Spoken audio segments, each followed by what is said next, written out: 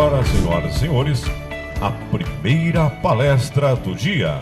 Projeto ABCM Para e Passo. Palestra, certificação e rastreabilidade, resultado das análises de resíduo nas frutas de mesa. Palestrante, Gian Paulo Buzo. Caros, bom dia. Obrigado pela presença de todos. Agradecer ao convite, a possibilidade de estar aqui fazendo essa apresentação. Bom, novamente, então, Lucato, muito obrigado pelo convite. Agradecer também ao Tony, que sempre apoiou esse caminho, né? E ao Emílio, que começou lá atrás, aqui na associação. São 30 minutos que eu gostaria de compartilhar com vocês um tema muito importante, que é a questão da segurança de alimentos. A gente está muito focado ali na questão com os supermercados, com o consumidor final, até mesmo com a própria indústria. Essa foi uma preocupação sempre de todas as presidências que passaram aqui na associação, e agora com o Carlos a gente conseguiu executar esse trabalho e tem um resultado muito interessante para compartilhar com vocês. Então, novamente, a importância de ter uma associação, uma entidade que se posiciona e leva em profundidade, foi falado diversas vezes aqui na mesa, a questão da visão técnica do campo para compartilhar isso com a sociedade. Então, sem a associação, isso não é possível. É a entidade que faz esse elo. Ponto importante, o que a gente está fazendo aqui em termos de metodologia, para vocês assim compreenderem um pouquinho, deixa eu ver se funciona aqui o apontador, compreender um pouquinho, né?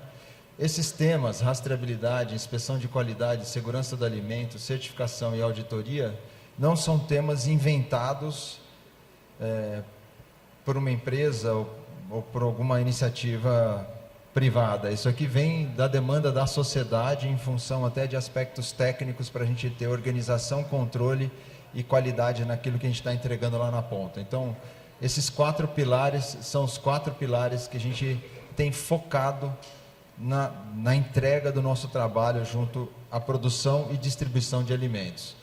E especificamente aqui com a associação, com a ABCM, nós estamos aqui com a segurança do alimento, sendo o primeiro passo de entrega dessa parceria conjunta.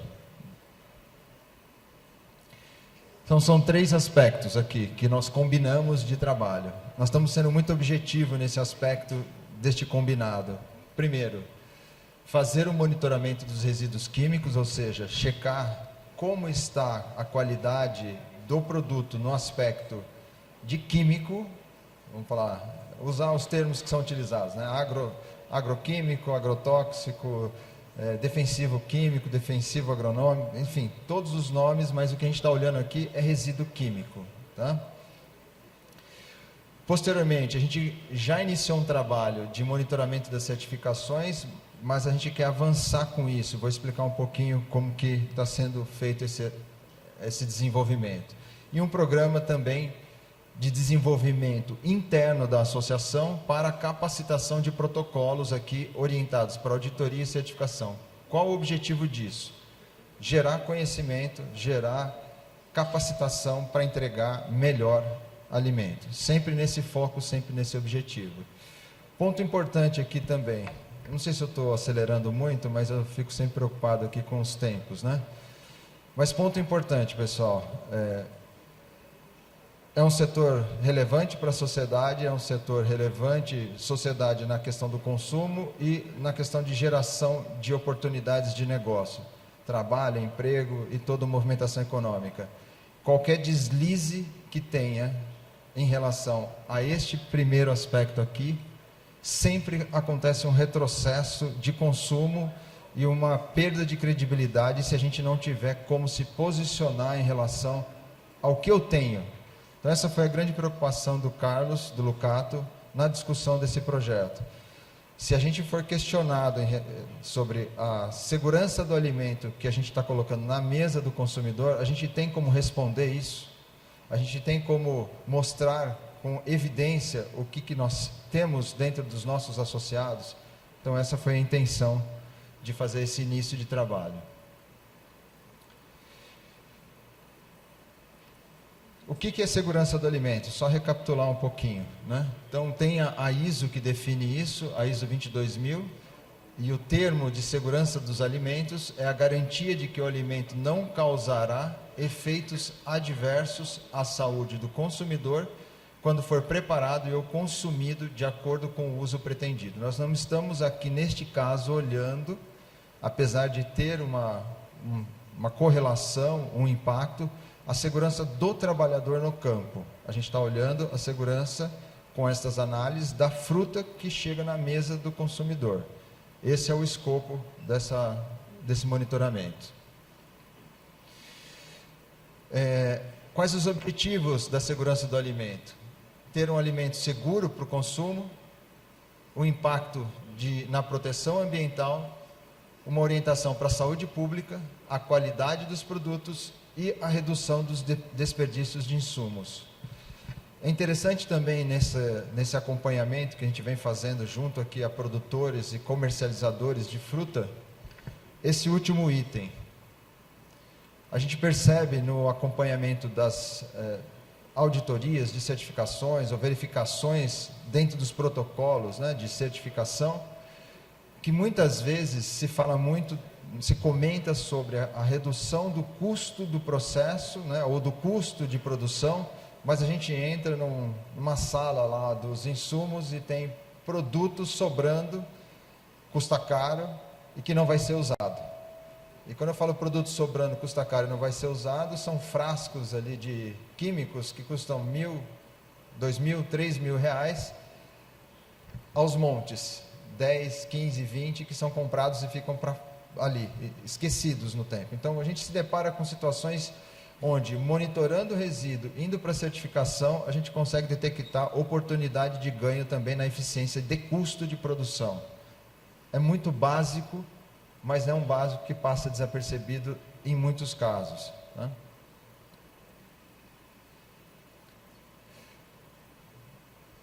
Como é que foi feito isso, né? Então nós temos 30 participantes associados. A definição nossa, juntamente com a diretoria, foi eleger as empresas como ponto de partida que tem packing, que tem o barracão e que a partir do barracão comercializam, obviamente, os seus produtos, e o monitoramento foi feito no barracão, ou seja, nós pegamos a fruta ali.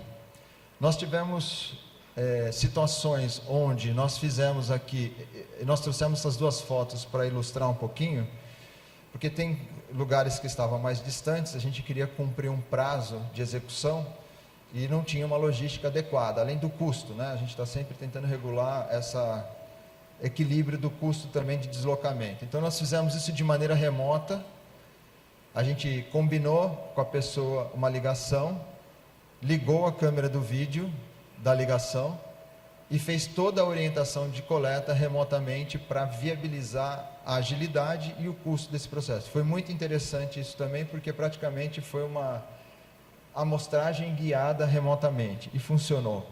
Deu agilidade e funcionou. Nós começamos no dia 27/2, fomos até dia 3/6, utilizamos aqui um laboratório de Santa Bárbara do Oeste, a AgroSafety, que fez um alinhamento também de custo das amostras, juntamente à associação, e neste processo aqui a gente coletou 30 amostras, uma de cada packing house, para começar a ver o que estava acontecendo. Então esse foi o nosso ponto de partida. Resultados. Tá bem interessante isso daqui. Para vocês terem uma ideia, a gente vem acompanhando 3 fontes de coletas de monitoramento de resíduo químico. A primeira delas aqui são amostras, vamos começar por essa daqui, ó, amostras de supermercado, que é essa linha azul. Então isso aqui são amostras realizadas pelos supermercados, pelo Brasil inteiro, de citros. Eles pagam, o supermercado está fazendo por conta própria o seu monitoramento para verificar o alimento, nesse caso o citro, que está chegando na gôndola. Essa linha mais marronzinha aqui são as amostras que algumas empresas que são associadas fazem por conta própria, sem nenhuma demanda específica. Pode até ser por uma demanda de certificação, mas eles custeiam isso e faz parte de um escopo interno da empresa. Então vocês veem que a gente tem o azul, que são monitoramentos do próprio supermercado, monitoramento das próprias empresas, e esse verdinho aqui foi o período que a gente fez da coleta das 30 amostras dessa fração, vamos dizer, de checagem de como que está a qualidade da fruta comercializada pela BCM. E aqui a gente tem, então, a visão desse resultado. As amostras próprias, vou começar de trás para frente aqui. As amostras próprias, 100% de conformidade. Vou voltar mais um, só para vocês terem uma ideia. Então, vejam que tem bastante amostra que são realizadas pelas próprias empresas. De tudo que coletou, não teve nenhuma inconformidade. O que significa inconformidade? 100% daquele alimento, da fruta, estava dentro da legislação nacional em relação aos químicos, nos seus limites máximos e na questão de LMR e não autorizado. Então, muito interessante. Nas amostras do supermercado, tá? Nós tivemos aqui quase 9% de não conformidade. E depois eu vou explicar o que é essa não conformidade. Então, no supermercado, a conformidade foi 91% e a não conformidade, a diferença disso. Na amostra da associação, desses 30 packs que a gente fez, nós tivemos uma que deu problema, que foi aqui, que está representando, né, 3,45% percentualmente, mas no total foi uma amostra que não deu problema. Ponto importante, esse percentual, 96, 91, 100, vejam que cada local, o formato de análise é o mesmo, tá?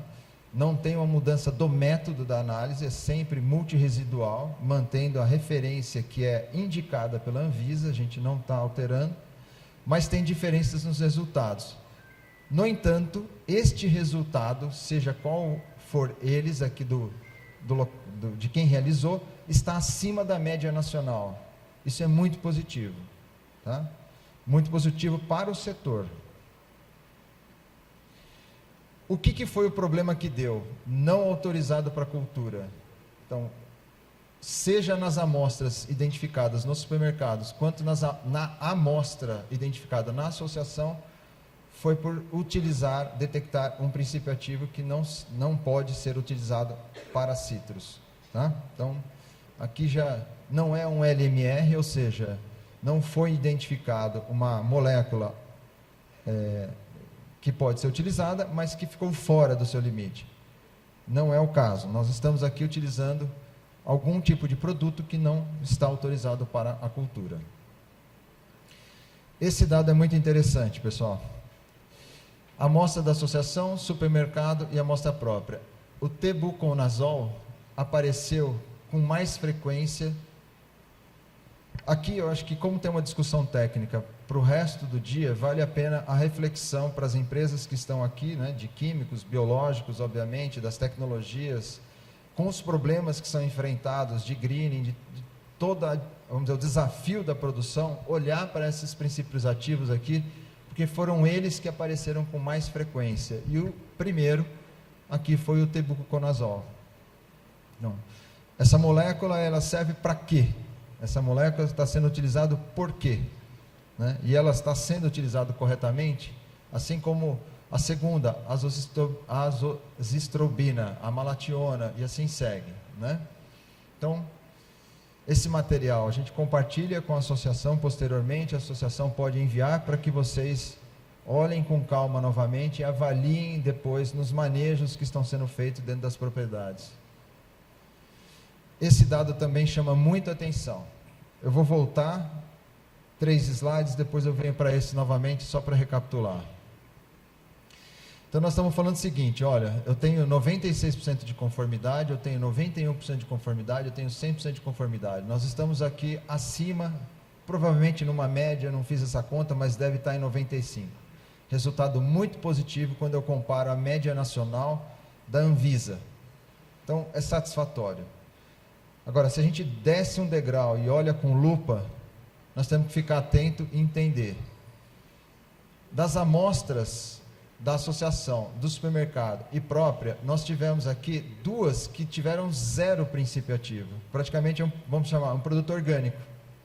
É um produto que não teve nenhum princípio ativo detectado. Né? Nós tivemos no supermercado 5 resultados que também não tiveram nenhum princípio ativo detectado. Interessante. Tá? E nas amostras próprias a mesma coisa. Então vocês percebam que tem produto, fruta, que chega, muito obrigado, que chega na mesa do consumidor, não é orgânico, mas praticamente é um produto como orgânico no seu conceito de análise. Menos que 5 princípios ativos, nós tivemos aqui 17 situações, amostras, 26 aqui e 21 aqui. Agora, essa linha preocupa. Por quê? Se a gente olhar na perspectiva da União Europeia, quando tem mais do que 5 princípios ativos que aparecem na mesma análise, eles chamam de coquetel, mais igual ou mais. Então nós tivemos na amostra da associação, que deu 96% de conformidade, ou seja, é bom, mas teve 11 amostras que tiveram mais do que 5 princípios ativos identificados. Isso para exportação já não servia, não serve. Isso não vai para fora, volta. Então, nós temos já uma base de dados começando a ser estruturado na associação para olhar para esse aspecto e pensar o porquê que isso está acontecendo. Isso é muito importante, gente. Para tomar decisão, a gente precisa dessas informações. Para discutir com as indústrias qual é o caminho que a gente tem que seguir, nós precisamos dessa informação, né? Aqui a gente vê no supermercado, aparece com bastante frequência também, e na amostra própria também. Então a gente tem aqui, na linguagem da União Europeia, o chamado coquetel, um resultado que a gente precisa colocar uma lupa e dar uma olhada nesse negócio. Então, 5 amostras da associação aqui, foi detectado mais do que 10 ingredientes ativos, além do que dessa. Então, nós tivemos também, numa coleta, num produto que foi para o laboratório, 10 princípios ativos diferentes aqui. A reflexão é, por quê? É necessário? Foi correto? É falta de capacitação? É falta da tecnologia adequada? Então, esse é o ponto de reflexão que nós precisamos ter. Aqui a gente tem evidência para trabalhar e para responder à sociedade também, se a gente for questionado. Na única amostra que foi inconforme, nós tivemos aqui a presença da proximidona, que é um fungicida. Tá? Então, o limite é 0, ela apareceu nessa proporção, miligramas aqui por quilo, tá? 0,029. Apareceu pouquinho, mas não deveria aparecer nada. Então, foi isso que aconteceu na única amostra que deu problema. E as demais estavam ok. Então, nós já tivemos uma primeira prévia de discussão com a diretoria, né? Tecnicamente foi questionado, falei, mas por que apareceu essa molécula, se tem outras soluções, etc. Mas, de novo, pode ser que tenha sido um erro de manejo, um erro de um funcionário, mas está aí, a gente fica com esse ponto, tá? Outro aspecto importante para a gente refletir aqui, vocês, não sei se todos sabem ou estão acompanhando, mas o programa da Anvisa, que é o Programa de Análise de Resíduos em Alimentos, deste ano, nós estamos fazendo o acompanhamento dele e a operação logística para a Anvisa. Então, a gente está vendo onde eles estão coletando e o que eles estão coletando, tá? Esse ano serão 263 amostras de citros pelo Brasil, e São Paulo vai ser 30% desse volume, ou seja, pela Anvisa vai ter aí pelo menos aí umas 40 amostras, por volta de 40 amostras no estado de São Paulo, fora outros programas que tem o próprio estado aqui também, tá? Neste caso, a amostra da Anvisa, o que nós estamos fazendo em parceria aqui, e mesmo do próprio supermercado, e as próprias, são amostras de checagem, avaliação de risco. Esse tipo de amostragem pode reverter em algum tipo de ação por parte do governo, né? Principalmente quando cai na mão de Ministério Público. Então a gente precisa estar preparado para isso. Não é para botar terror, nem botar medo, mas é para realmente estar preparado.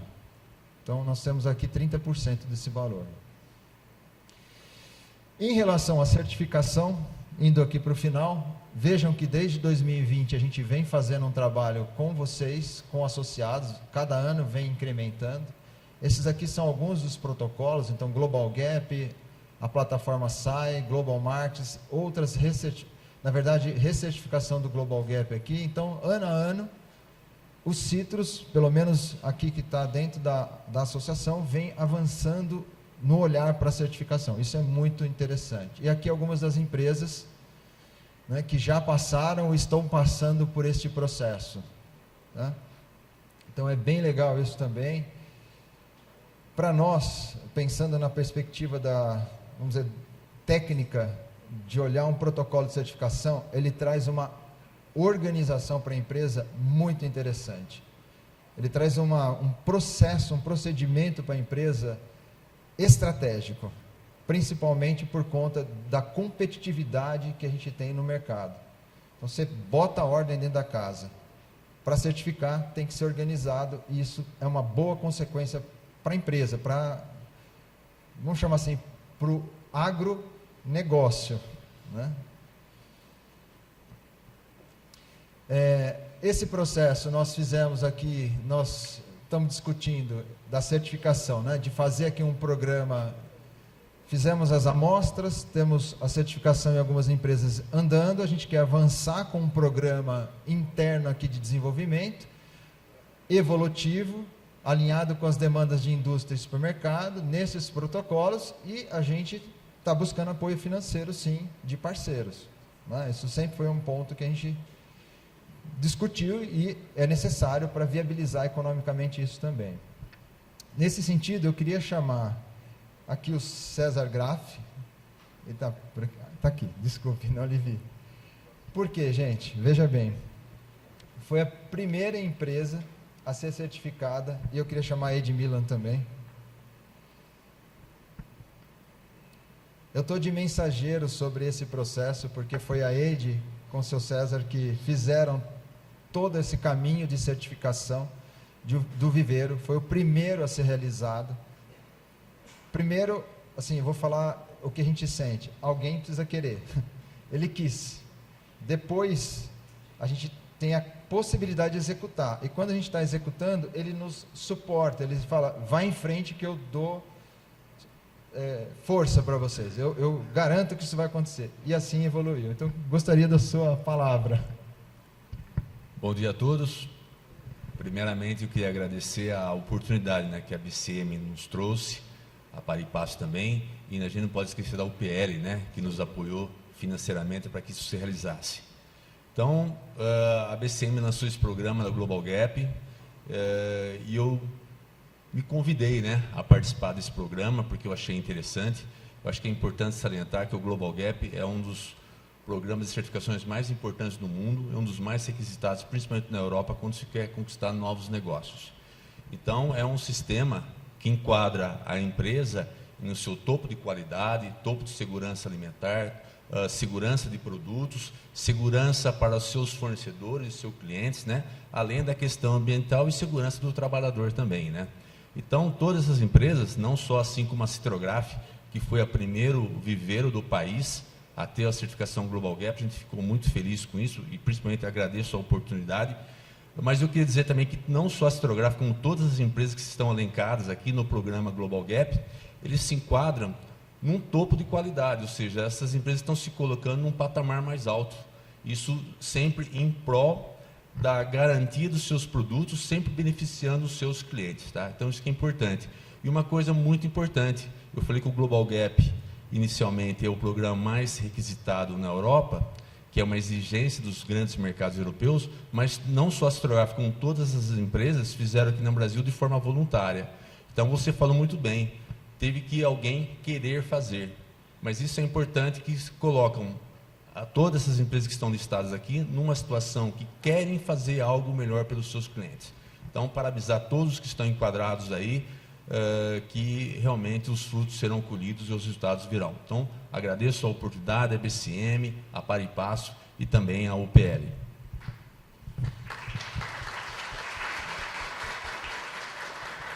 Bom, minha fala é rápida aqui, é só para dizer que, de fato, esse é um caminho sem volta, né, pessoal? A gente entende que precisa organizar para que o negócio sobreviva, né?